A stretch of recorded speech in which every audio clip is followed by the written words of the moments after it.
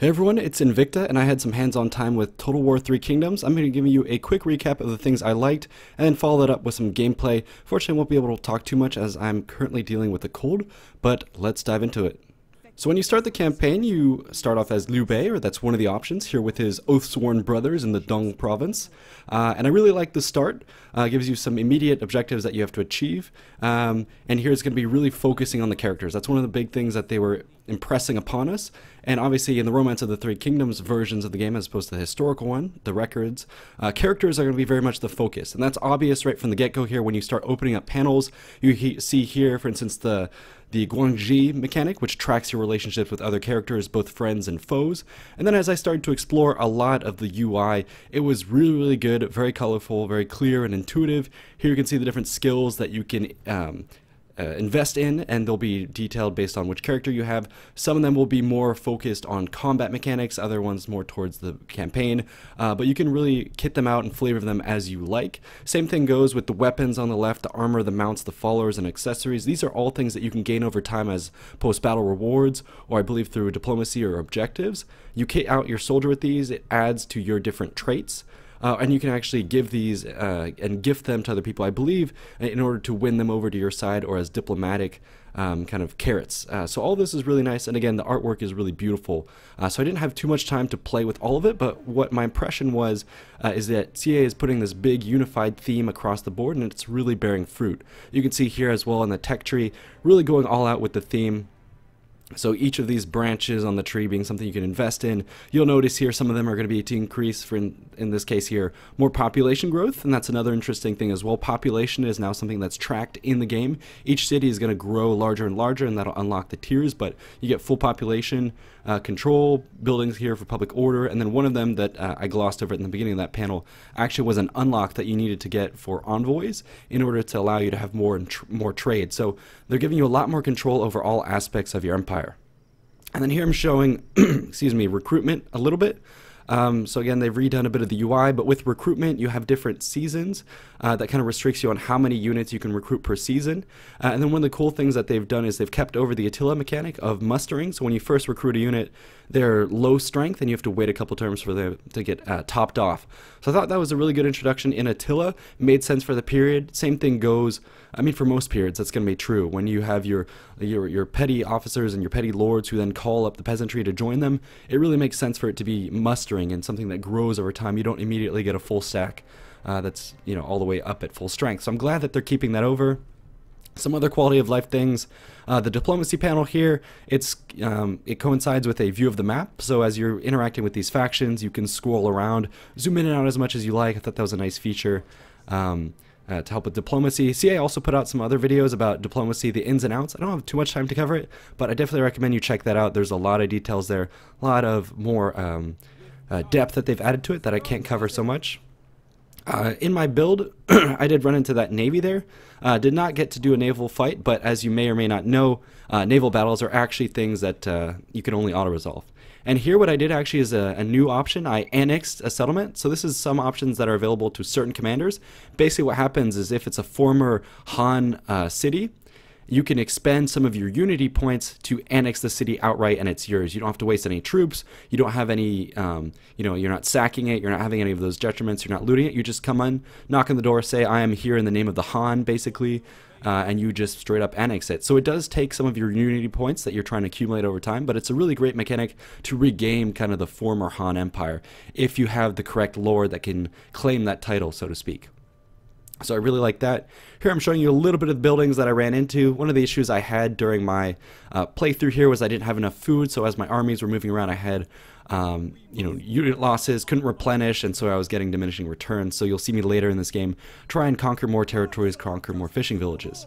And this is me conquering that fishing village, and as I do so, it's going to help beef up the food mechanic for my territories. So reserves are now, I believe, evened out, and food is, I have one surplus. So a lot of the mechanics you'll notice are kind of like Thrones of Britannia, bringing that over. Glad to see a lot of it ported over in historical title. It's looking great. We're going to jump on over here into one of my battles on an iron mine. So just like in Thrones of Britannia, where you have your kind of minor settlements that focus on certain things, same thing is ported over here, where the minor settlements are essentially just going to be these little resource points. and they can specialize in different things. So in this case, it's an iron mine, and when you fight here, it does have its own little custom settlement built around it. So I didn't get to explore too much of the different ones, but I was happy to see that it's not just a little token, you know, gimmick, like a little iron mine in the corner. This is actually like a fully built out settlement with different paths and approaches, defenses, capture points, and all that. So again, like I said, I didn't get to explore too much of it, but I'm happy to see that CA is adding more detail to make each and every territory that you're fighting over seem meaningful, and it's not just a placeholder texture or a placeholder object on a map. This is actually something that has choke points that you feel like you're actually defending, which is really cool. Anyways, in this battle, like I said, I'm playing Romance of the Three Kingdoms versions, which puts an emphasis on your heroes, so they're going to be super powerful. So what CA did mention is that, yeah, essentially here, when you're starting off with these 3 heroes, it is pretty easy to blitz the gates. So that's what I'm going to be doing. But that's kind of, if you do read the Romance of the Three Kingdoms, that's kind of how the first 100 pages or so go. You have Liu Bei and his sworn brothers Guan Yu and Zhang Fei charging forward, you know, with their little motley crew and bashing the yellow turbans left, right, and center. It's not until later when the story progresses where they get past the chaff where battles become tough. So when I was playing this game, it very much seemed like that. And, you know, it was just kind of you could bowl over the enemy with your lords.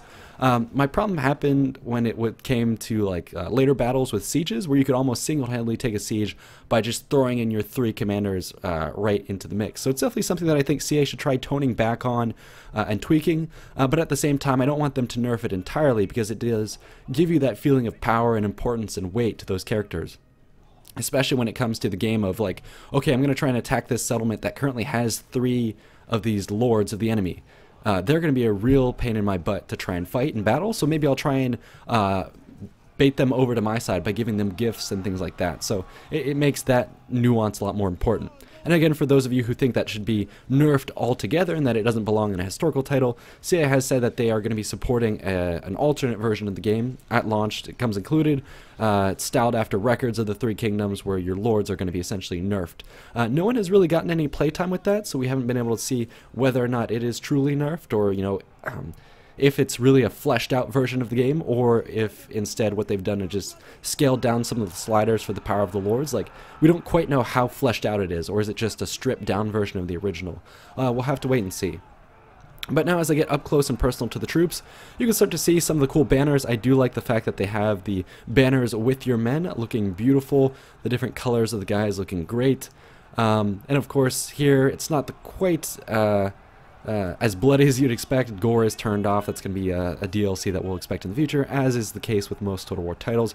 But the close-up combat looks great. The unit details look good. One of the things I was noticing was the pace of battle was fairly quick. Then again, we are fighting with militias. But still, most people that I talked to were noticing that these battles were going on pretty quick. Seems to be something that CA has gotten out of their testing with people, that they want quicker battles. That's one of the things we saw in Warhammer, and so they've been tending in that direction. I hope they don't do it too much, and I hope that high-tier units do stand out a little bit longer. But yeah, like I said, one of the main things I noticed was the battles were fast in this case. And then as you get close, you can try and inspect the status of the troops. Not too many match combat animations, so we're getting away from the kind of Rome 2 and prior, what we saw where units would get locked in and it messed up the unit cohesion. Now it seems like they've mostly done away with that. The match combat animation is mostly going to be between your lords when it comes to the duels, but when you zoom in on your characters, on your units, it's really not there. So it should help with the flow of battle, but still, things did feel a bit blobby, so that is still a point of concern, I would say. Next, we can hop over to a siege here. So I had besieged the settlement for a little bit of time, gave me access to basically the ability to sap a wall. So when you start the battle, it's going to come with a hole in the wall already, which is useful. It gives you incentive to wait out a little bit. In terms of siege equipment, didn't have too much on hand. I could wait to build a siege siege tower and then a ram. The ladders basically are things that you come with. They're like the pocket ladders of Warhammer in essence, or more like Shogun 2 basically. You tell your units to move up to a wall, they'll get close, they'll throw grapples up top, and then they'll come up and over. Anyways, as I'm approaching the enemy, I'm raining down bow fire onto them. They seem to be trying to return the same thing in kind, and then here you can see my guys coming up to the top. Again, not sure if that's those are ropes or bamboo, but anyways, they're coming up and over, going to be engaging with the enemy. The AI doing a decent job of holding the defenses here. But the main thing about sieges is it's good, it's big, the cities are fairly large. I'm happy that we're getting away from Warhammer, which is going to be good. That's one of the big things that people disliked about the fantasy setting with Warhammer, was how they're one-sided. I can confirm that in this game you can attack from 360 degrees in most cases. One of the things that does worry me, though, is the fact that this settlement is rectangular, and it seems like, yes, that's kind of a standard style that you see a lot with Chinese cities. So I'm hoping that the cities don't end up being too cookie cutter, and that we do have some cities that do stand out from one another, because I could see it being repetitive quite quickly. But that being said, I mean, I'll take anything over Warhammer. There's a lot of room to maneuver outside of the city as well as inside of the city. You can see how there's a lot of room, even for cavalry charges once you're inside. And then also, you'll notice that the AI here is going to start to trigger its retreat into the central capital. So the AI is not just going to sit by the gates. It adds a little bit more details, makes it more fun in terms of the settlement, where they seem to be giving up hope, retreating to the inner keep. And one of the things that I saw in terms of the AI behavior as well was the fact that they would keep generally their main lord back away from the battle. He might fight a little bit, but usually once you breach the walls, he would retreat into the center courtyard and wait for you there like a final boss. So I thought that was kind of cool. Added a little bit of like stages to the battle instead of it being a battle for the walls and then it's over. You can see there in the back there are some units kind of regrouping at the center. But otherwise I'm punching on through. Again, like I said, in the early tier here, it seems like once you get your 3 lords into the center, you can really spam them at the enemy, duel their lords, take them out if they're really not your tier fairly easily. So you can see me there dueling with one of the enemy, initiating the duel, coming up to him, and then pretty quickly he's going to tuck tail and run here. Excuse me, but yeah, get a couple hits in and then it's off to the races. He's going home, calling it quits. So like I said, fairly easy to spam this, and I'm breaking the enemy ranks there. So duel has been rejected. So that's another thing that I'm a little worried about, the way duels work out. If you have these, 3 powered lords that can just come in and spam duels on the enemy, force them to either accept the duel and lose outright, or if they don't take up your duel, which is an option for the enemy, it'll be a big morale debuff to them. So that could be an issue. So you can see there, yeah, he tried to engage again in combat and ran off immediately. So we still have yet to see how it's going to be balanced out. It's one of the new things that C introduced for historical titles, and like I said, it's one of the points that I'm very concerned about. But when it comes to records, things might be a little bit slower in that case, because your lords are going to be powerful, but that's because they're tied to a retinue. And when they're tied to a retinue, it means that that unit moves slowly. It's not as slippery as a big, high mass HP pool unit that the lords are right now, where they can slip past enemies and do duels and all kinds of stuff. So it'll be different once you have, lordly retinues and whatnot. But yeah, so far I'm liking it. I like the sieges. I like the gameplay. The campaign was fun. Admittedly, I didn't get enough gameplay from the mid-tier and onwards to report too much about the battle, but I do recommend that you stay tuned for more videos from myself and especially others. Like I said, currently right now I have a bit of a cold and I'll be traveling, so I can't report too much on news in the days to come, so definitely check out the other Total War channels for their own impressions. Anyways, that's been it. Thank you so much for watching, and I will see you in the next one. Peace out.